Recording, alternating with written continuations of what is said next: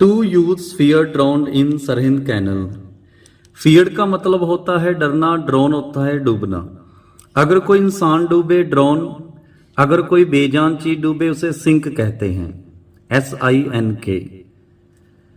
To youths are fear to have drowned. दो जवान डर के मारे डूब गए इन सरहिंद कैनल में, in Bathinda on Tuesday evening. Dear students, एक बार फिर सुनिए। फियर्ड ड्रोन का मतलब होता है डर के मारे डूब जाना, फियर डरना, ड्रोन डूबना। और कैनल का मतलब होता है नहर। दो यूथ जवान डर के मारे डूब गए सरहिंद नहर में, कैनल मतलब नहर, Bathinda on Tuesday evening. To beat the sweltering heat. Beat होता है हराना, बचना। स्वेल्टरिंग हीट का मतलब बहुत ज्यादा गर्मी। डियर स्टूडेंट्स, स्वेल्टर का मतलब होता है पसीना आना, और स्वेल्टरिंग हीट जिसमें बहुत ज़्यादा पसीना आता हो, बहुत ज़्यादा गर्मी को हराने के लिए, उससे बचने के लिए द ड्यू। ड्यू का मतलब दोनों। जंप्ड इनटू द कैनल, दोनों ने जंप लगाया नहर में, सेकंड वर्ब है। जब भी पास्ट की बात करनी हो सेकंड वर्ब लगाया था। But they were swept away, ये पैसिव वॉइस आ गया डियर स्टूडेंट्स, उन पर एक्शन हुआ था, वो बह गए। स्वेप्ट अवे मतलब बह जाना। बाय स्ट्रॉन्ग, ताकतवर, शक्तिशाली। करंट होता है पानी की लहर, पानी का बहाव। पानी के बहाव को हम करंट कहेंगे। पानी के शक्तिशाली पावरफुल बहाव में स्वेप्ट अवे, वो बह गए। राहुल 32, राहुल जिसकी उम्र 32 साल थी, one of the victims. Dear students, victim का मतलब होता है पीड़ित, जिसके साथ कोई दुर्घटना हुई हो उसे हम इंग्लिश में कहेंगे विक्टिम।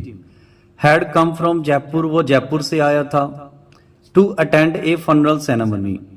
अटेंड, फनरल का मतलब होता है लास्ट सेरेमनी, किसी के संस्कार के ऊपर जब अंतिम यात्रा होती है। डियर स्टूडेंट, जब किसी का संस्कार किया जाता है, अग्नि भेंट की जाती है, किसी को दफनाया जाता है, उसे हम फनरल कहते हैं। वो अटेंड करने आया था, शामिल होने। अटेंड मतलब शामिल होने। फनरल सेरेमनी, सेरेमनी मतलब किसी को अग्नि भेंट करना, किसी को दफनाना। अंतिम अरदास ऑफ हिज रिलेटिव, रिश्तेदार की। The identity of the other, दूसरे की पहचान। आइडेंटिटी मतलब पहचान। 20-year-old youth is yet to be ascertained। yet to be का मतलब होता है अभी एक्शन होना बाकी है। जब भी इज़-एम-आर के बाद yet to लगा हो ना डियर स्टूडेंट्स, तो इसका मतलब होता है अभी एक्शन होना बाकी है। असर्टेन होता है पक्का करना, निश्चित करना। दूसरे यूथ की जो पहचान है अभी निश्चित नहीं हुई, अभी पहचान करनी बाकी है। आपने ध्यान दिया, यहां पर हैड और थर्ड वर्ब का इस्तेमाल किया गया है। जहां से हम बात शुरू करते हैं, अगर उससे पहले की बात लिखनी हो तो हैड और थर्ड वर्ब यूज की जाती है। Sources said Rahul had to board. Had to का मतलब मोडाल आ गया डियर स्टूडेंट्स, करना पड़ा, करना था। उनको बोर्ड का मतलब होता है सवार होना। उनको ट्रेन पे सवार होना था, ट्रेन पकड़नी थी फॉर जयपुर के लिए। टुडे इवनिंग, आज शाम। हैड टू करना, पढ़ना था, जाना था।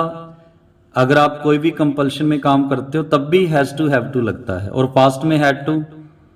उनको ट्रेन पे सवार होना था टुडे इवनिंग। हाउएवर का मतलब होता है परंतु। Before heading to railway station, heading to किसी और जाना, किसी की तरफ जाना। रेलवे स्टेशन की तरफ जाने से पहले द ड्यू, ड्यू मीन्स दोनों। डिसाइडेड टू टेक बाथ, उन्होंने फैसला किया नहाने का।